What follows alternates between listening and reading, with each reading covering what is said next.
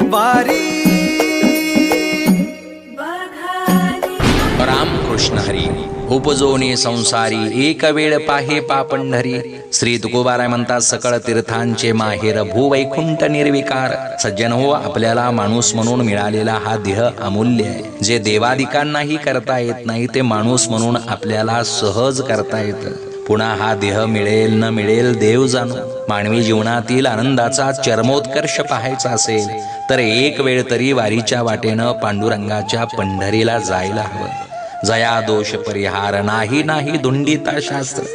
तुकोबाराय म्हणतात, ज्या पापाच्या परिहाराकरिता सर्व शास्त्र धुंडाळली तरी प्रायचित्त सापडत नाही, अशी अनंत पाप सकल तीर्थांचं माहेर असणारी पंढरी पाहिल्याबरोबर नष्ट होतात.